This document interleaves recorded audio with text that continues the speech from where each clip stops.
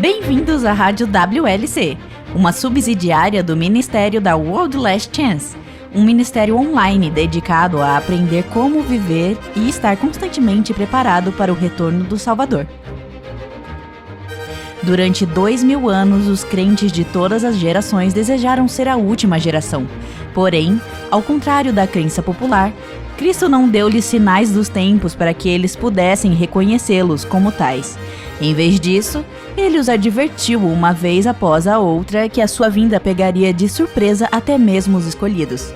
Yahushua os alertou sem reservas para estarem prontos, pois ele disse em Mateus 24:44, a hora em que não cuidares, o Filho do Homem virá. Rádio WLC, ensinando e preparando corações para o iminente retorno de Cristo. O arrebatamento.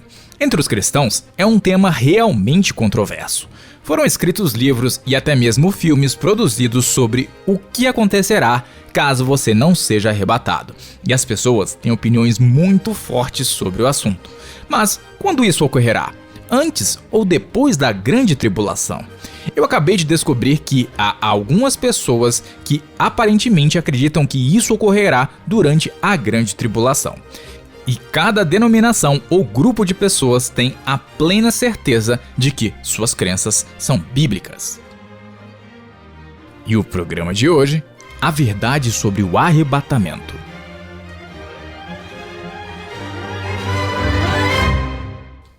E quando então será?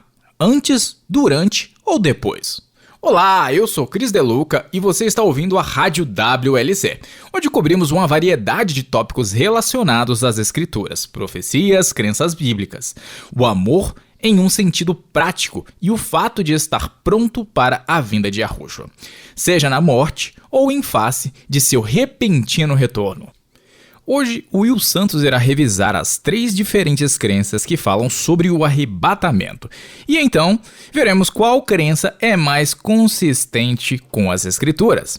É claro que cada escola de pensamento usa várias passagens da Bíblia para apoiar suas crenças. E por isso, vamos dar uma olhada no peso das evidências para descobrir qual delas é realmente verdadeira. Depois, em nossa caixa de mensagens diárias, o Will abordará de como os crentes podem viver em constante alerta no tocante ao retorno de Yahushua. E por último, a Laura Lee nos contará uma história verídica que aponta para uma das promessas da palavra de Yah. Eu sei que você não vai querer perder a história de hoje, querido ouvinte, pois esse quadro sempre nos traz ânimo para vivermos um dia de cada vez. Mas primeiro, vamos ao arrebatamento. Will, o que você pode nos contar sobre isso? Vamos começar sendo bem claros sobre o que queremos dizer com este termo. Se procurarmos no dicionário pela palavra arrebatamento, veremos que significa um sentimento de intenso prazer ou alegria. Mas há outra definição dessa palavra e que é mais antiga e significa ser levado. Nos círculos cristãos, a palavra arrebatamento refere-se a quando os justos serão arrebatados nas nuvens para o encontro com Yahushua em face de seu retorno. Você pode ver, Cris, do porquê é importante saber exatamente quando esperar que isso aconteça, pois não queremos perder esse momento de jeito nenhum. Sim, e será algo que creio que ninguém irá querer perder. Outro termo que precisamos entender é sobre a grande tribulação, que é extraído de Daniel 12, e que foi uma elucidação que Gabriel deu a Daniel. Na verdade, por que você não vai lá e lê isso para nós, Chris? Daniel 12, verso 1. Ok. Nesse tempo se levantará Miguel, o grande príncipe, o defensor dos filhos do teu povo, e haverá tempo de angústia, qual nunca houve desde que houve nação até aquele tempo. Mas naquele tempo será salvo o teu povo, todo aquele que for achado inscrito no livro. Muitos cristãos acreditam que isso acontecerá pouco antes do retorno de Cristo. Então a questão é, o que acontecerá com os justos durante este grande tempo de angústia? Desde criança, eu sempre fui ensinado que os santos seriam arrebatados antes da grande tribulação. que chamamos esse período de arrebatamento pré-tribulação. Acreditávamos que estaríamos no céu durante o derramamento das 7 últimas pragas e de todas as coisas ruins que esperávamos que acontecessem antes do retorno de Cristo. E imagino como isso poderia acalmar os nossos corações, acreditar que seríamos retirados desta terra antes do tempo de angústia. Isso seria muito bom. Will, eu já contei sobre uma vez que cheguei da escola e não havia ninguém em casa. Eu fiquei com muito medo. Achei que todos tivessem sido arrebatados e somente eu tivesse sido deixado para trás. Não foi nada bom o que senti naquele momento. Isso seria muito traumatizante. Eu cresci aprendendo que os justos teriam que estar sem pecado, mas que ainda estariam vivos na terra e que teriam alcançado um ponto de perfeição, ou seja, sem pecado, e teriam que manter esse estado mesmo durante o derramamento das pragas sobre os ímpios. Eu até tive pesadelos com essa ideia quando criança. Sim, e isso não é nada bom. E qual então será o arrebatamento que ocorrerá durante a grande tribulação? Você mencionou isso brevemente antes de irmos ao ar, mas nunca ouvi falar sobre isso antes. Bem, das 3 doutrinas do arrebatamento, essa é a menos conhecida e com o menor número de pessoas que a aceitam. Eu imprimi uma citação que encontrei online que explica sobre isso. Está aqui. Você poderia ler isso para nós, por favor? Esta citação foi extraída do raptureforums.com. Diz: o partidário do arrebatamento, no período da grande tribulação, acredita que o arrebatamento ocorrerá antes dessa grande tribulação, que são os últimos 3 anos e meio do período de 7 anos de tribulação. Isto coloca 3 anos e meio entre o arrebatamento da igreja e a segunda vinda de Jesus Cristo. A razão pela qual este é um tema tão controverso é que cada grupo acredita que está certo e cada um cita várias passagens das Escrituras para apoiar a sua crença. E, para ser justo, uma vez que as Escrituras não nos dizem precisamente quando Cristo retornará, então não sabemos exatamente quando o arrebatamento ocorrerá. Aqui na WLC costumávamos procurar pelos sinais dos tempos, ou seja, eventos que indicavam a proximidade do retorno de Cristo. No entanto, após um estudo diligente, aprendemos que as profecias que acreditávamos que apontavam para uma grande tribulação já foram cumpridas e por isso não é possível saber quando ele retornará. Sim, vimos isso e foi chocante ver. Por exemplo, a parábola das virgens prudentes e as nécias. Cristo disse que todas elas pestanejaram e caíram no sono, mesmo as prudentes. Em outros lugares, ele alerta repetidamente que até os justos serão pegos de surpresa e, por isso, é importante perceber que seu retorno para cada um de nós pode acontecer a qualquer momento. Você está dizendo que não haverá um tempo de angústia ou uma grande tribulação? Não, mas temos que lembrar que a perseguição e os tempos difíceis sempre tendem a perder força e esvair-se. Algumas vezes são intensos e algumas vezes não tão marcantes. Portanto, mesmo que as coisas possam piorar muito entre os nossos dias e o fim, não será de uma forma que permita saber quando o retorno de Yahushua se aproxima. Lembra-se do que Cristo disse na sua parábola sobre o pai de família? Ele disse que se soubesse a que horas o ladrão viria, ele estaria preparado. Correto. Então, os eventos não vão se desenrolar de uma forma que as pessoas acordem, uma vez que não haverá mais nada que aponte para tal. E isso inclui um tempo de angústia ou alguma grande tribulação, pois o tempo de angústia do qual Daniel estava falando já aconteceu. Onde está a promessa da sua vinda? Porque desde que os pais dormiram, todas as coisas permaneceram como desde o princípio da criação. Sim, esse é o texto de 2 Pedro 3, versículo 4. Isso será o que dirão os escarnecedores. Mas observe que o que dá tanto peso às palavras dos escarnecedores é que as coisas parecem seguir seu curso normal. E isso não deveria nos surpreender. Cristo ensinou que todas as coisas continuariam a seguir seu rumo normalmente e que muitos julgariam sua volta como tardia. O que diz Mateus 24, versículos 36 a 39. Mas a respeito daquele dia e hora, ninguém sabe, nem os anjos do céu, nem o Filho, senão o Pai. Pois assim como foi nos dias de Noé, também será a vinda do Filho do Homem. Porquanto, assim como nos dias anteriores ao dilúvio comiam e bebiam, casavam e davam-se em casamento, até ao dia em que Noé entrou na arca e não perceberam, senão quando veio o dilúvio e os levou a todos. Assim será também a vinda do Filho do Homem. Esta é uma das passagens frequentemente usadas para ensinar sobre um tipo de arrebatamento secreto, mas que, quando o lemos no contexto, ele não ensina nada disso. Estes versículos devidamente compreendidos referem-se à destruição de Jerusalém e não ao regresso de Cristo. Abordaremos sobre isso em programas de rádio futuros, mas, por enquanto, você poderá ler sobre esse assunto em nosso site. Ok, resumindo então o que vimos até agora, há 3 coisas principais com as quais a maioria dos cristãos concorda. E a primeira é a de que haverá um tempo de angústia quando o anticristo for revelado, juntamente com um falso profeta e um falso mestre. Agora, as opiniões podem variar exatamente quando esse evento é aguardado ou que já tenha acontecido, mas a maioria dos cristãos acredita que a vinda do anticristo com o falso profeta e o falso mestre resultará em um tempo de grandes dificuldades para o mundo. E, obviamente, todos nós acreditamos no retorno de Cristo. Sim, todos nós concordamos com isso.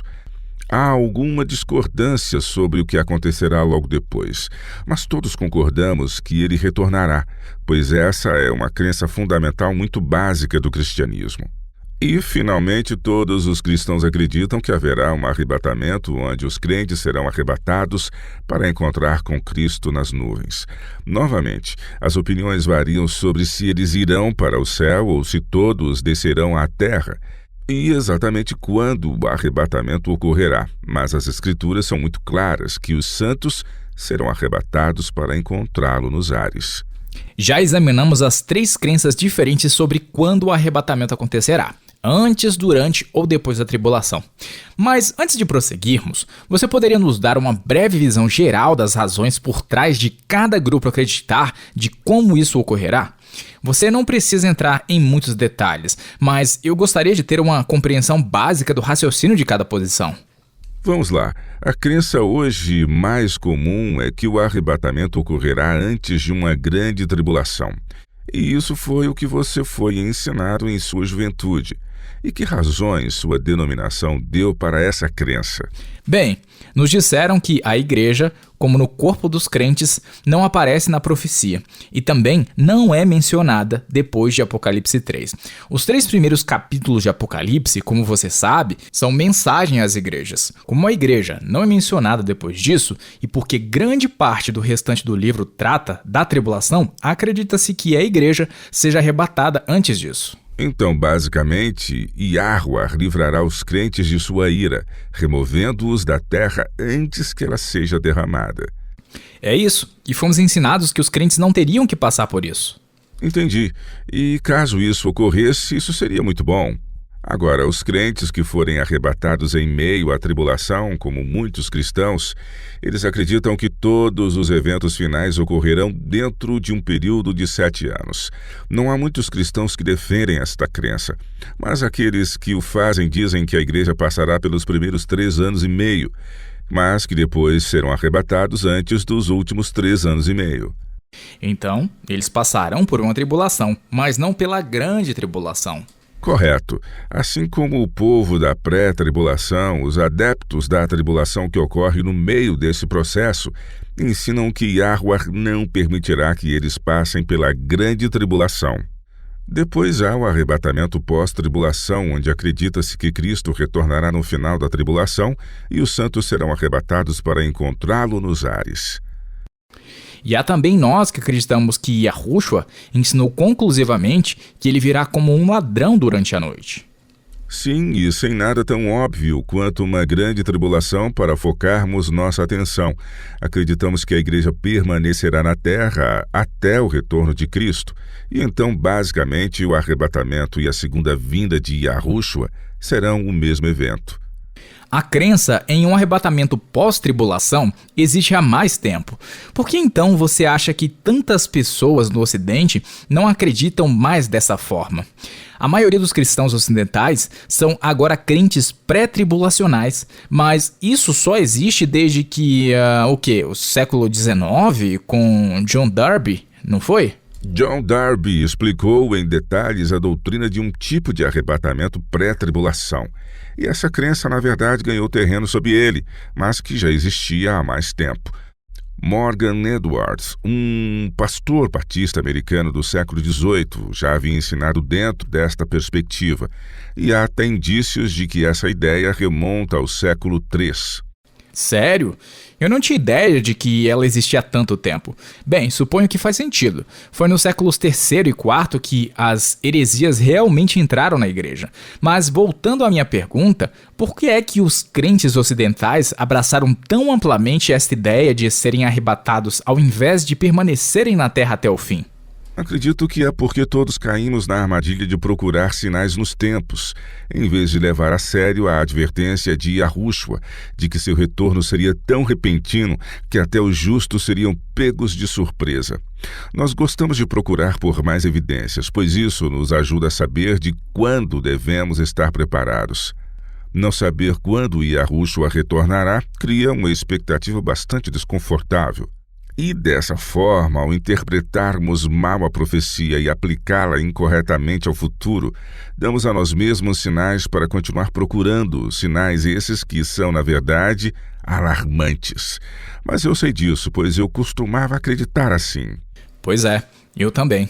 Então, depois de você ter se aterrorizado ao aplicar mal as profecias que já foram cumpridas e achar que elas, na verdade, terão seu cumprimento no futuro, você agora se depara com a perspectiva assustadora de viver na pele tempos de dificuldades e provações.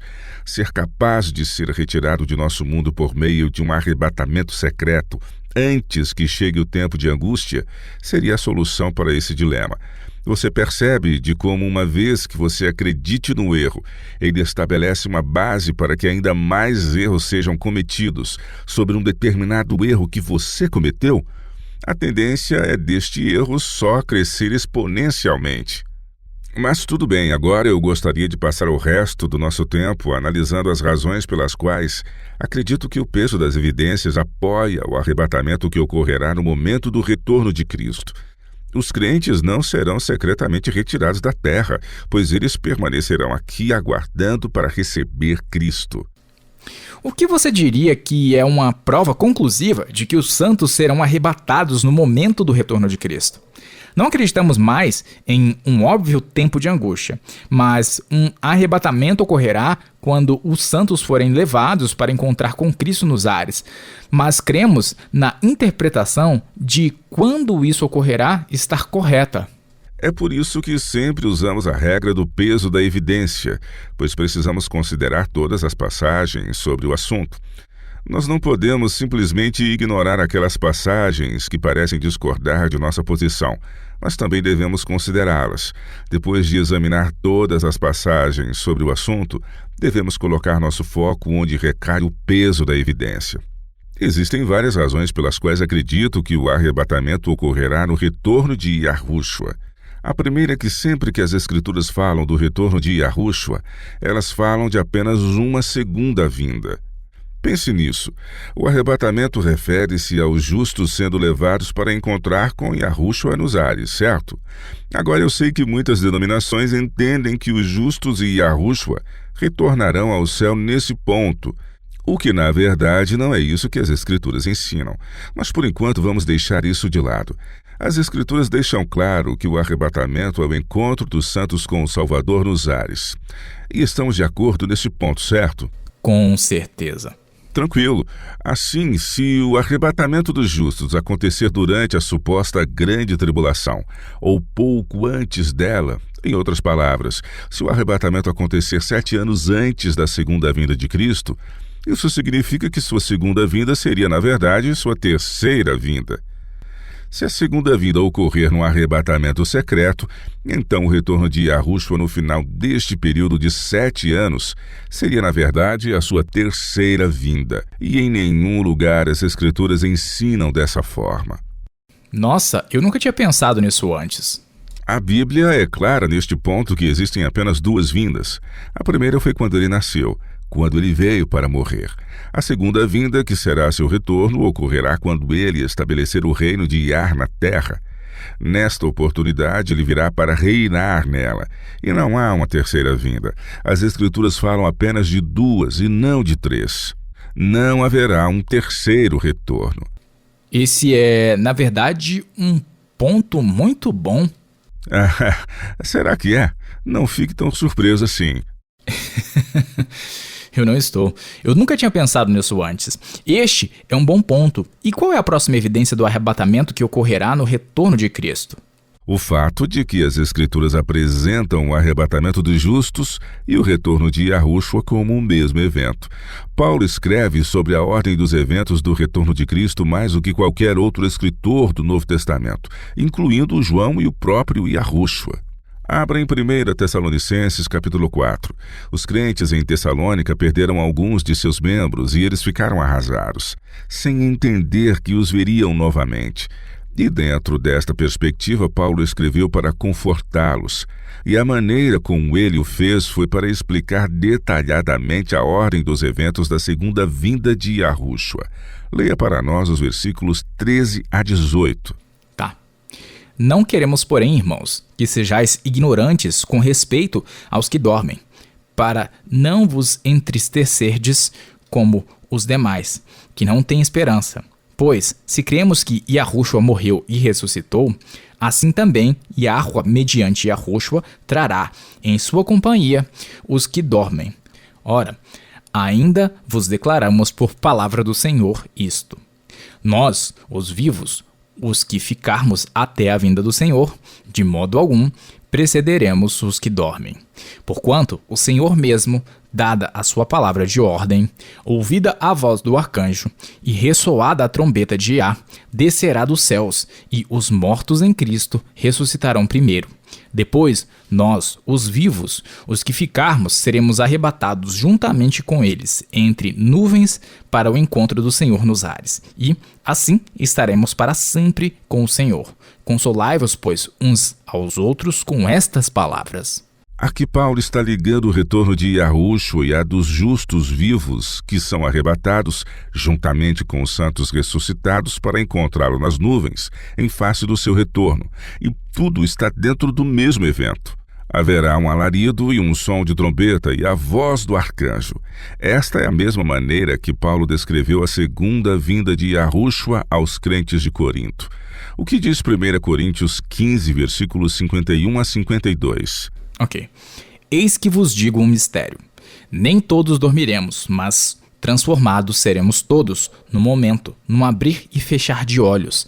Ao ressoar da última trombeta, a trombeta soará, os mortos ressuscitarão incorruptíveis, e nós seremos transformados. E novamente menciona-se a ressurreição dos santos com o soar de uma trombeta. Tudo isso é apresentado como parte da segunda vinda de Cristo. E esse toque da trombeta também faz parte do arrebatamento que ocorre na segunda e última vinda de Cristo. Em lugar nenhum as Escrituras indicam que o Salvador chega apenas até a metade do caminho, dá meia volta e retorna com os santos, enquanto os ímpios permanecem na terra. Em vez disso, ele retorna. Os santos, tanto ressuscitados quanto transformados, encontram-no nas nuvens. Esta é a única segunda vinda mencionada nas Escrituras. Agora, a próxima evidência que precisamos considerar é o fato de que não há uma única passagem nas Escrituras que indique que os justos não precisarão passar pela tribulação. Nenhuma. E quanto ao Apocalipse 4, onde João é levado ao céu? E qual é o problema? Bem, isso não poderia sugerir que a igreja ascenderia antes da tribulação que Cristo mencionara? Vamos abrir lá em Apocalipse 4 e vamos ver o que diz. Leia o versículo 1. Isso estabelece o contexto para o que acontecerá a seguir. Apocalipse 4, versículo 1. Tá. Depois dessas coisas, olhei, e eis não somente uma porta aberta no céu, como também a primeira voz que ouvi, como de trombeta ao falar comigo, dizendo: sobe para aqui, e te mostrarei o que deve acontecer depois destas coisas. Então João foi levado para o céu com um propósito específico, para visualizar qual seria o desenrolar dos fatos. E mesmo assim, quando lemos esse e os capítulos seguintes, não vemos nada falando sobre os santos sendo levados para o céu e recebendo lá a sua recompensa. E creio eu, se fosse o caso, este seria o lugar lógico para que isso fosse descrito com detalhes. E quanto ao argumento de que a igreja nunca é mencionada durante a tribulação? Nunca foi mencionada. Onde, em Apocalipse, eu ouvi um estudioso do Novo Testamento que estudou muito o livro do Apocalipse dizer certa vez que todos os livros da Bíblia terminam no livro do Apocalipse. O que ele queria dizer era que você encontra temas em todo o restante da Bíblia que são ecoados e repetidos no Apocalipse. Vamos para Isaías 33. Há uma passagem fascinante aqui que faz uma comparação entre os pecadores e os justos. Leia os versículos 14 a 16 de Isaías 33. Os pecadores em Sião se assombram, o tremor se apodera dos ímpios, e eles perguntam: quem dentre nós habitará com o fogo devorador? Quem dentre nós habitará com chamas eternas? O que anda em justiça e fala o que é reto, o que despreza o ganho de opressão, o que, com um gesto de mãos, recusa aceitar suborno, o que tapa os ouvidos para não ouvir falar de homicídios e fecha os olhos para não ver o mal, este habitará nas alturas. As fortalezas das rochas serão o seu alto refúgio. O seu pão lhe será dado, as suas águas serão certas. O fogo devorador e as chamas eternas são uma referência à presença de Yahweh. Quem pode viver na calidez que emana de sua santidade? A resposta é: os santos, aqueles que foram lavados no sangue do Cordeiro. E então, no versículo 16, recebemos uma promessa poderosa para aqueles que passarem por tribulações em qualquer período de tempo. Mas vamos seguir em frente. Abra em Apocalipse 20. O capítulo começa com um anjo que desce do céu. O anjo, então, prende Satanás por 1000 anos. Portanto, este capítulo trata do milênio, os primeiros 1000 anos após a segunda vinda. Depois que Satanás é preso, a atenção de João é atraída para o que os santos estão fazendo. Leia os versículos 4 a 6. Vi também tronos, e nestes sentaram-se aqueles aos quais foi dada a autoridade de julgar. Vi ainda as almas dos decapitados, por causa do testemunho de Yahushua, bem como por causa da palavra de Yah. Tantos quantos não adoraram a besta, nem tampouco a sua imagem, e não receberam a marca na fronte e na mão, e viveram e reinaram com Cristo durante 1000 anos. Os restantes dos mortos não reviveram até que se completassem os 1000 anos. Esta é a primeira ressurreição. Bem-aventurado e santo é aquele que tem parte na primeira ressurreição. Sobre esses, a segunda morte não tem autoridade. Pelo contrário, serão sacerdotes de Yah e de Cristo e reinarão com ele os 1000 anos. Esta é uma passagem importante que nos diz várias coisas. Primeiro, diz-nos que alguns dos justos perderão de fato a vida durante o período que precede o regresso de Cristo, tal como houve mártires que remontam a Abel. Estamos falando sobre a eclesia, o grupo dos escolhidos, que é a palavra grega original traduzida como igreja em nossas Bíblias modernas. E haverá mártires. E ainda assim você não acha que será óbvio que este é o tempo de angústia que precede o retorno de Cristo? Não, porque o próprio Cristo disse que seu retorno ocorreria tão inesperadamente que pegaria de surpresa até mesmo os justos. Agora, sobre o martírio, isso não é novidade. E mesmo neste tempo, os crentes ainda estarão sendo mortos por causa da sua fé. Fato esse que não será propagado, uma vez que estará acontecendo em outras partes do mundo. O que quero dizer é que não há nada nesta passagem que indique que a igreja foi retirada do mundo e que aqueles que perderam suas vidas eram bebês na fé, que só aceitaram a Cristo após o arrebatamento secreto. Essas pessoas são fiéis, verdadeiras, justas e que estão dispostas a sacrificar suas vidas pelo que acreditam ser verdade. Então não, a igreja simplesmente não desaparece depois de Apocalipse 3. Sim, e algumas pessoas que acreditam em um arrebatamento pré-tribulacionista dizem que esses mártires são pessoas que são salvas depois que a igreja for arrebatada. Eles acreditam que as provações pelas quais eles passam após o arrebatamento os levam a Cristo. Tudo bem, vamos pensar por um momento sobre a lógica disso. Se a igreja fosse arrebatada, o espírito de Iá, que foi derramado sobre a igreja para salvar almas, seria removido junto com ela. E como as almas perdidas poderiam ser atraídas para Iá se seu espírito já tivesse sido removido? Realmente, essa é uma boa pergunta. O versículo 5 afirma explicitamente que esta é a primeira ressurreição. Então, se houvesse outra ressurreição dos santos no momento do arrebatamento secreto, supostamente 7 anos antes deste evento, de qual ressurreição João estaria falando? Porque João diz que esta ressurreição após o retorno de Yahushua no início do milênio é a primeira ressurreição. Vamos falar agora sobre o derramamento final da ira de Iá. O ponto principal das teorias do arrebatamento pré-tribulacional e os eventos que ocorrem dentro desse período é que os justos serão salvos de ter que viver em um mundo no qual a ira de Iá estará sendo derramada. Há uma promessa em Apocalipse 3, versículo 10, que eu gostaria que você lesse para nós. O que diz nesse verso? Porque guardastes a palavra da minha perseverança, também eu te guardarei da hora da aprovação que há de vir sobre o mundo inteiro, para experimentar os que habitam sobre a terra. Isso foi escrito para uma igreja específica, ou seja, ao corpo de crentes da cidade de Filadélfia, na Ásia Menor. Mas Yahushua diz que os protegeria da hora da aprovação que haveria de vir sobre o mundo inteiro. Como ele faria isso? Retirando-os do mundo e os levando para o céu? Não é isso. Não é assim que ele trabalha. Guardar também significa preservar. E Yahushua fortaleceria os seus. Ele os preservaria para que sua fé não desfalecesse mesmo em meio à provação. É assim que ele os guardaria, e não tirando-os da tribulação. Vamos pensar nas histórias da Bíblia. O povo de Iá foi poupado de suas provações ou foram salvaguardados por meio delas? Eles foram salvaguardados e foi isso que ele fez com Noé. E os filhos de Israel no Egito. Ele os preservou, protegeu e proveu para todos durante as provações e simplesmente não os poupou de tais adversidades. E sob as primeiras pragas que caíram sobre o Egito, o povo de Iá também sofria juntamente com os egípcios. O Nilo, que todos faziam uso, ainda estava puro sangue, e os sapos ainda estavam por toda parte. Êxodo 8, versículo 17, diz que a terceira praga, os piolhos, estavam literalmente, abre aspas, por toda a terra do Egito. Bem, os israelitas estavam no Egito, então se havia piolhos por toda aquela terra, o povo de Iá também estaria sofrendo com isso.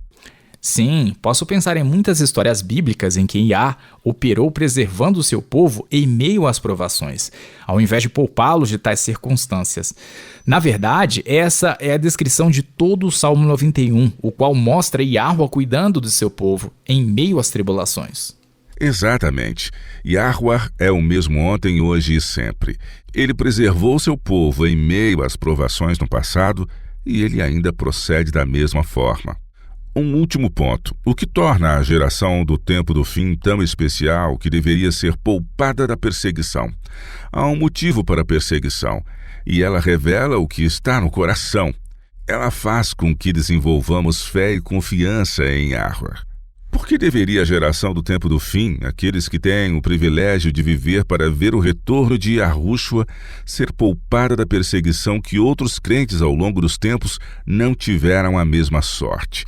Quando olhamos para a história, vemos que o fato de não ser perseguido é a exceção e não a regra. E por que para os crentes da geração do tempo do fim deveria ser diferente? Todos são pontos muito bons. Mas, novamente, qualquer perseguição não será tão óbvia quanto a do tempo de angústia em que acreditávamos. Por quê? Porque Yahushua admoestou explicitamente que sua vinda seria como um ladrão.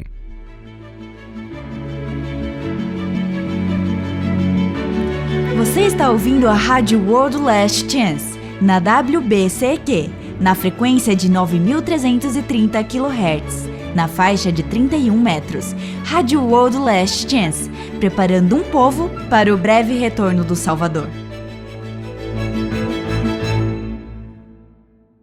Nossa pergunta de hoje vem do país que tem o ponto mais baixo e o ponto mais alto de todo o seu continente. Seria a Austrália. Ah, sim, você acertou. É a Austrália. É que eu estava pensando em um país diferente. Este país é um dos 23 do continente e que tem também a maior taxa de tornados em todo o mundo, com mais de 1.000 todos os anos. Uau! Eu não tenho nem ideia. Qual é este país? São os Estados Unidos. O Vale da Morte, na Califórnia, é o ponto mais baixo do continente norte-americano. E o Denali, anteriormente conhecido como Monte Minkley, no Alasca, que tem o ponto mais alto e que sofre com mais de 1.000 tornados todos os anos. Uau! Eu acho que vou ficar por aqui mesmo. Muito obrigado. Os tornados me assustam. Eles são uma força da natureza, mas são tão imprevisíveis que quase parecem estar possuídos, se é que você entende o que eu quero dizer. Você quer dizer que eles são fenômenos da natureza que parecem estar indo em direção a certos alvos e, de repente, sem um motivo aparente, mudam sua rota sem avisar? Sim, é muito estranho. Tenho certeza de que há alguma explicação meteorológica para isso, mas não sei qual seria. Então vamos lá. Carol Thompson tem uma pergunta que realmente se enquadra na discussão do programa de hoje. Ela escreve: acompanho a WLC há muito tempo. Quando vocês mudaram pela primeira vez sua postura em relação à profecia, pensei que vocês estivessem delirando. Mas depois de fazer minhas próprias pesquisas, devo dizer que vocês estão certos. Obrigado por me ajudar em meu entendimento sobre isso e por ter a coragem de corrigir publicamente a sua própria posição. Porém, agora tenho que mudar toda a minha maneira de ver o fim deste mundo. Havia um certo grau de acomodação em ter que recorrer pelos sinais dos tempos, mas se, como Yahushua ensinou, até mesmo os crentes forem pegos de surpresa, é vital viver em um estado de prontidão constante. Mas como? Como fazemos isso? Falando realisticamente, como devemos estar constantemente prontos e o que acontece se eu não conseguir me manter constantemente assim? Isso é assustador. Isso é assustador. E então vamos abordar esse ponto primeiro. Abra Chris em 2 Timóteo capítulo 1 e leia os versículos 6 e 7. O texto é o de 2 Timóteo 1, 6 e 7. Porque Yahuwah não nos tem dado espírito de covardia, mas de poder, de amor e de moderação. Yahuwah não nos tem dado espírito de covardia. Pelo contrário, ele fez absolutamente tudo o que podia para nos inspirar fé e confiança. Não por nosso intermédio, pois somos fracos e pecadores, mas nele. Em seu amor podemos ter a plena certeza de sua direção e cuidado. Ele é um pai amoroso e ele entende as limitações de nossa natureza decaída. Mantenha cruz o dedo em 2 Timóteo e abra no Salmo 103. O que dizem os versículos 13 e 14? Como um pai se compadece de seus filhos, assim Yahuwah se compadece dos que o temem, pois ele conhece a nossa estrutura e sabe que somos pó. Quando diz, pois ele conhece a nossa estrutura, não se trata apenas de nossos corpos físicos, mas está falando sobre nossa composição mental e emocional, bem como de nossas tendências herdadas e cultivadas para o mal que temos lutado para vencer. Isto deve nos dar a certeza de que Yahuwah nos entende e tem misericórdia de nós. Se você vir seu próprio filho em dificuldades, você vai dar todo e qualquer tipo de ajuda ou você irá censurá-lo só porque está passando por lutas? Vai incentivá-lo, é óbvio, ajudando-o no que for necessário. E essa é a resposta de Yahuwah também. Volte, Chris, agora para 2 Timóteo. Na verdade, não. Eu gostaria que você lesse novamente o último texto, mas que tentasse nesta tradução. E desta vez leia também o versículo 6, 2 Timóteo, capítulo 1, versículos 6 e 7. Por este motivo, te lembro que despertes o dom de Yah, que está em ti pela imposição das minhas mãos. Yahuwah não nos deu o espírito de medo, mas de poder, e de amor, e de uma mente sã. O espírito que Yahuwah nos deu foi o de poder, de amor e uma mente sã. E você, querida ouvinte, não conseguirá se manter em estado constante de prontidão 100% do tempo, e nem eu. Isso não nos é possível devido à nossa natureza decaída. E o que acontece? Digamos que estou voltando para casa, no trânsito, na hora do rush, e algum desavisado me fecha. A descarga de adrenalina do medo e do perigo me deixam com raiva. E deixo escapar um palavrão quando, repentinamente, sofro um acidente de carro horrível e venho a óbito, antes mesmo que possa me arrepender de ter xingado e perdido a paciência. E aí? É aí que você confia que o Deus que o ama, que conhece todas as suas fraquezas, bem como o seu desejo mais profundo de ser como Ele, tem a graça de cobrir um lapso momentâneo, mesmo aquele que aconteceu em face da morte. Abra no pequeno livro de Judas. Ele está espremido um pouco antes do Apocalipse. Leia os versículos 24 e 25 de Judas 1. Ora, aquele que é poderoso para vos guardar de tropeços e para vos apresentar com exultação, imaculados diante da sua glória, ao único Iá, nosso Salvador, mediante Yahushua Cristo, Senhor nosso, glória, majestade, império e soberania, antes de todas as eras, e agora, por todos os séculos. Amém. Yahuwah tem as condições de fazer com que você não tropece e te colocar diante dele sem mácula no dia do juízo. Mas essas são duas coisas distintas e não as confunda. Não seremos perfeitos enquanto tivermos uma natureza pecaminosa, e Yahuwah não espera isso de nós.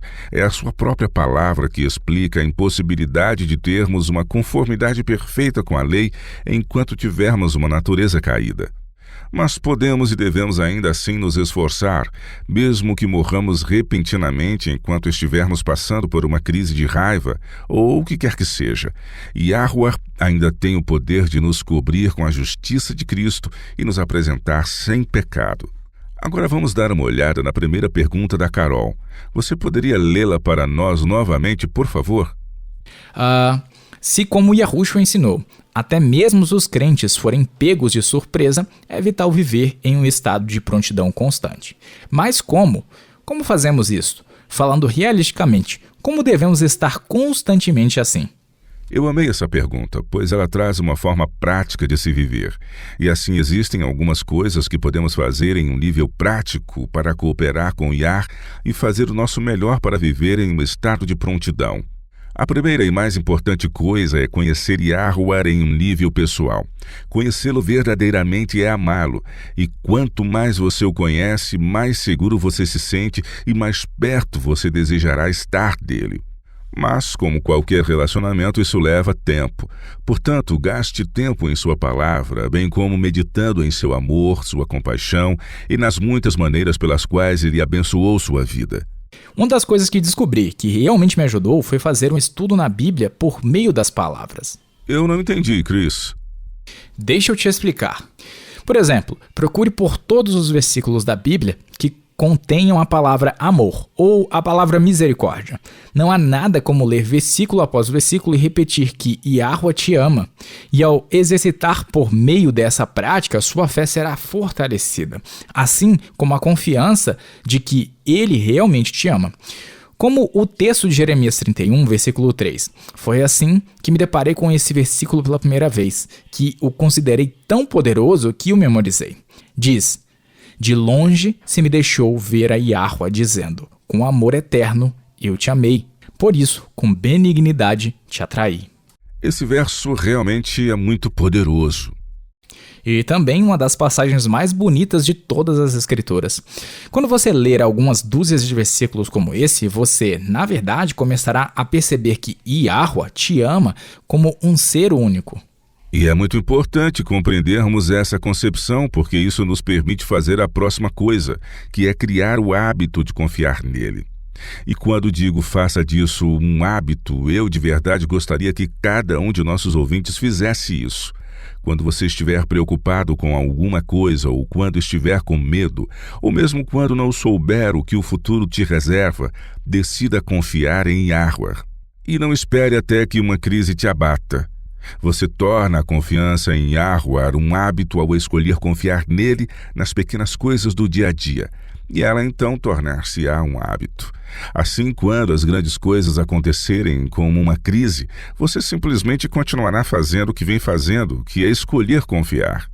Eu gosto dessa ideia. Comece devagar, como um bebê em seus primeiros passos. Decida confiar em Yah nas pequenas coisas e diariamente.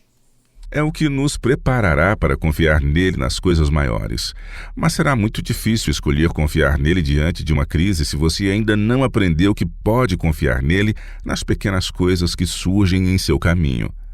Uma coisa que cada um de nós pode fazer para ajudar nesse processo é nutrir conscientemente nossa fé. Já compartilhamos anteriormente aquela citação de um autor cristão que diz: "A fé é uma planta que crescerá rapidamente se for cultivada." É algo do tipo, mas eu não me lembro do texto exatamente como ele é. Mas a essência é quando criamos o hábito de nutrir a fé, ela aumentará exponencialmente. Eu só gostaria de acrescentar aqui rapidamente que a fé não é um sentimento, mas sim uma simples escolha. Optamos por aceitar a palavra de Yahweh por causa de quem ele é. Sabemos que ele é fiel, justo, compassivo, gentil e amoroso. Como ele é detentor de todo o poder, então escolhemos confiar nele. Isso é fé. Obrigado, Chris. Essa é uma excelente definição prática do que é fé. E você está certo, a fé não é um sentimento.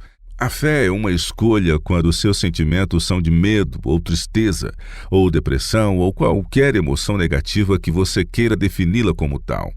Mesmo quando você estiver com medo, você poderá escolher confiar, porque você sabe que Yahweh te ama e ele é todo-poderoso. Isso é fé.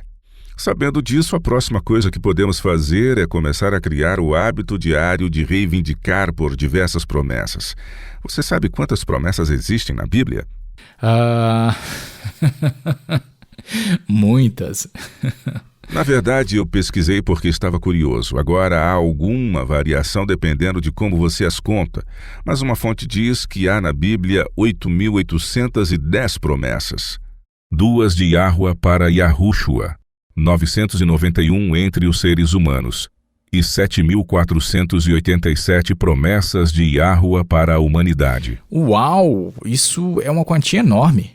Sim, é gigante. Há literalmente uma promessa para cada situação em que podemos estar inseridos, pois Yahweh não deixou nada encoberto. O problema não é falta de promessas, mas somos nós mesmos. Com todas as promessas à nossa disposição, por que não as reivindicamos mais? Por que não vasculhamos as Escrituras para encontrar as promessas de que precisamos? Boa pergunta, Will. E para aqueles de nós que precisam de uma promessa mais ampla, eu gosto muito de João 14, versículo 13 e 14. Ouça o que diz: "E tudo quanto pedirdes em meu nome, isso farei, a fim de que o Pai seja glorificado no Filho. Se me pedirdes alguma coisa em meu nome, eu farei." Fecha aspas. Essa é uma promessa incrivelmente inclusiva. Leia o versículo anterior, que é o 12. Esta é uma certeza também incrível. Em verdade vos digo, que aquele que crê em mim fará também as obras que eu faço e outras maiores fará, porque eu vou para junto do Pai. Quando você pensa nas obras que Yahushua fez, o que você pensa? Penso em milagres autênticos, seja ao curar os enfermos, ressuscitar os mortos, ou mesmo ao multiplicar os alimentos. Costumávamos atribuir esses milagres ao fato de Yahushua ser o Messias. E para ser justo, esse foi o seu papel como tal. Mas aqui ele está dizendo aos discípulos que as obras que os seus seguidores fariam seriam ainda maiores. Essa é uma fala que mexe conosco. Estou vendo você olhar para o relógio, Chris. Deixe-me acrescentar mais uma coisa ao que podemos fazer para tornar mais fácil viver em constante estado de prontidão, que seria memorizar as Escrituras. Quando as memorizamos, damos ao Espírito de Yah a oportunidade de trazê-las à nossa mente quando realmente precisarmos delas. É animador, reconfortante e uma ótima maneira de ocupar a nossa mente. É verdade. O culto matinal pode ser um ótimo momento para memorizar as Escrituras. E, uma vez memorizadas, meditar sobre o que você aprendeu é realmente benéfico. Você poderia, por favor, abrir no Salmo 119? Não vamos ler tudo. Espero que não. Quantos versos há nesse Salmo? 180? Acredito eu, 176. Mas o foco de todo este salmo está na lei de Iá. Meditar nela, encher a mente e o coração com ela e memorizá-la. Por que você não começa com o versículo 1 e lê um pouco desse salmo? E ao fazer isso, observe onde está o foco de Davi. Comece, por favor. Bem-aventurados os irrepreensíveis no seu caminho, que andam na lei do Senhor. Bem-aventurados os que guardam as suas prescrições e o buscam de todo o coração. Não praticam iniquidade e andam nos seus caminhos. Tu ordenastes os teus mandamentos, para que os cumpramos à risca. Tomara sejam firmes os meus passos, para que eu observe os teus preceitos. Então não terei de que me envergonhar quando considerar em todos os teus mandamentos. Render-te-ei graças com integridade de coração, quando tiver aprendido os teus retos juízos. Cumprirei os teus decretos, não me desampares jamais. De que maneira poderá o jovem guardar puro o seu caminho? Observando-o segundo a tua palavra. De todo o coração te busquei. Não me deixes fugir aos teus mandamentos. Guardo no coração as tuas palavras, para não pecar contra ti. É assim que aprendemos a viver em um estado de constante prontidão até o retorno de Yahushua. Não é dizer que somos perfeitos e de alguma forma cessaremos de cometer pecados, pois as Escrituras deixam claro que isso é impossível enquanto tivermos uma natureza caída. Mas ao optarmos por permanecer na palavra de Yah, fazendo dela o nosso foco, aprendendo seus ensinos, sendo inspirados pelas suas histórias e memorizando as suas promessas, seremos capazes de viver em um estado de prontidão que nunca teríamos sonhado ser possível. Isto é fundamental se quisermos viver nossas vidas a fim de estarmos prontos para a morte ou para o juízo. E Yahuwah, que é todo amor e todo poderoso, é capaz de nos cobrir com os méritos de Cristo e nos apresentar impecáveis diante de seu trono. Amém! Que promessa! A seguir, teremos a Laura Lee com a promessa diária de hoje. Fiquem ligados!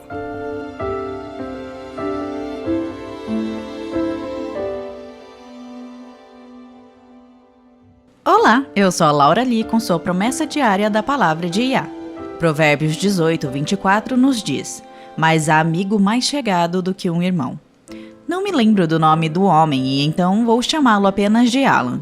Quando Alan tinha seus 9 anos, ele perdeu os pais e foi enviado para um orfanato perto de Londres, na Inglaterra.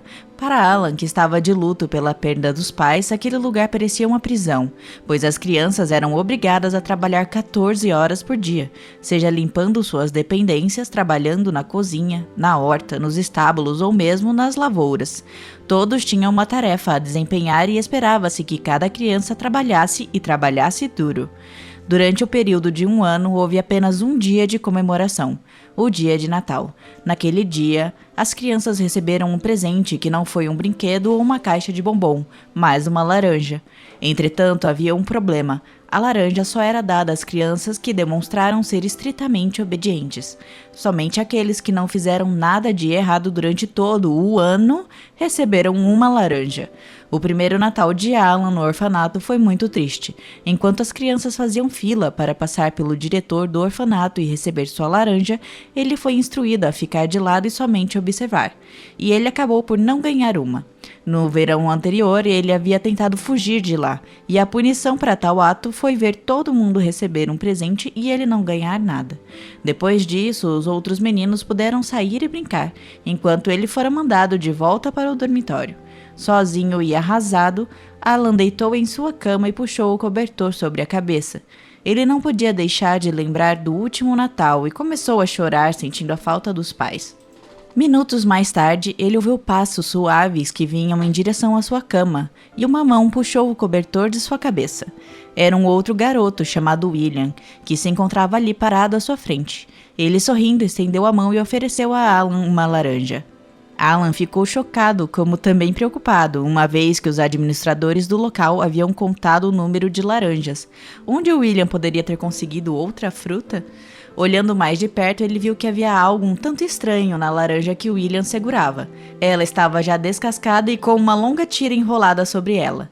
Tomando-a nas mãos com cuidado, a pequena laranja se soltou na longa tira e vários gomos puderam ser vistos. Ele entendeu o que havia acontecido e foi uma lembrança que ele guardou para o resto de sua vida. Anos mais tarde, ao olhar para trás, Alan relembra, abre aspas, 10 dos meninos do orfanato se reuniram no quintal e acharam que eu também merecia uma laranja como presente de Natal. Assim, cada um deles separou um gomo de sua laranja e 10 gomos foram cuidadosamente colocados juntos para montar uma laranja grande e viçosa.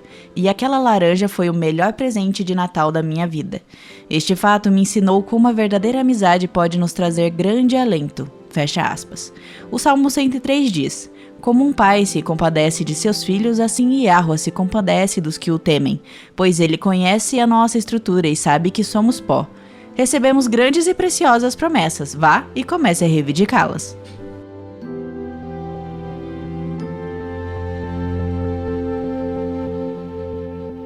Eu só gostaria de encerrar o programa de hoje com uma nota de alento. Existem estupendas promessas para o povo de Yah. Sim, aqueles que estiverem vivos pouco antes do retorno de Yahushua poderão perfeitamente ter que passar por provações e tribulações sem precedentes. Mas não esqueçam que durante esse período haverá um clima de normalidade que pode até mesmo pegar os justos de surpresa.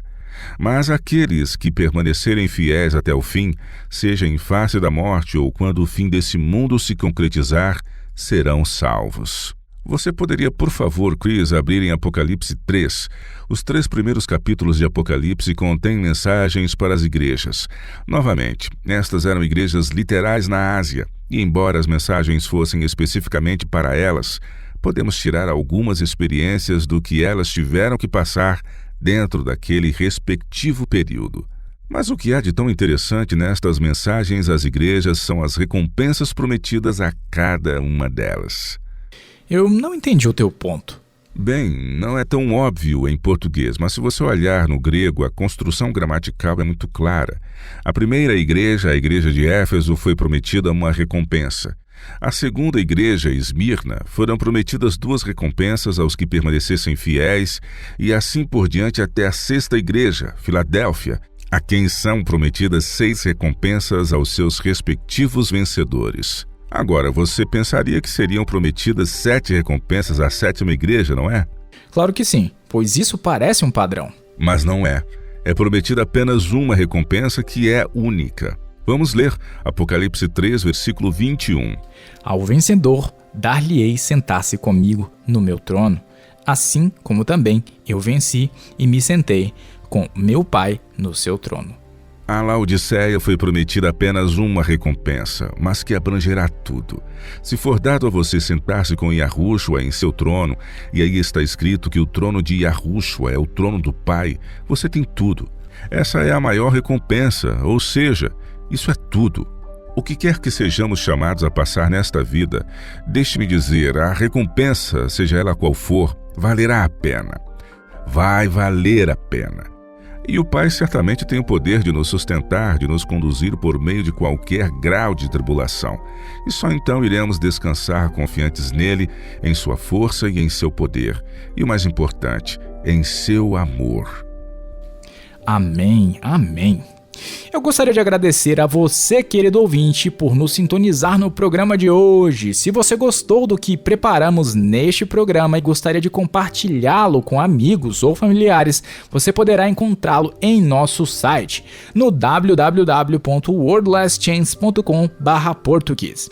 Também publicamos programas transmitidos anteriormente no YouTube. Assim, basta procurar pelo programa intitulado A Verdade sobre o Arrebatamento, número 248. Mais uma vez, o título é A Verdade sobre o Arrebatamento, sob o programa de número 248. Se você está nos ouvindo no YouTube, deixe uma mensagem nos comentários sobre o que você achou do que preparamos para hoje. Se você gostar de nossa programação, considere deixar o seu gostei. Você também poderá se inscrever em nosso canal para receber notificações quando um novo conteúdo estiver disponível. E esperamos que vocês possam se juntar a nós novamente amanhã. E até lá, lembre-se, Yahweh te ama e ele é digno de confiança. Você ouviu a Rádio WLC. Este programa e os episódios anteriores da Rádio WLC estão disponíveis para download em nosso site. Eles são ótimos para compartilhar com amigos e para usar em estudos bíblicos. Eles também são um excelente recurso para aqueles que realizam seus cultos a Yahweh sozinhos em seus lares. Para ouvir os programas transmitidos anteriormente, visite nosso website no www.worldlessons.com/português. Clique no ícone Rádio WLC exibido em nossa página inicial. Em seus ensinamentos e parábolas, o Salvador não deu sinais dos tempos para que eles fossem reconhecidos como tais. Em vez disso, a essência de sua mensagem era de vigiar sem cessar. Junte-se a nós novamente amanhã para uma outra mensagem repleta de verdades, ao explorarmos vários tópicos que apontam para o retorno do Salvador e de como viver e estar constantemente preparado para recebê-lo de braços abertos quando ele vier. Rádio WLC, ensinando e preparando corações para o retorno iminente de Cristo.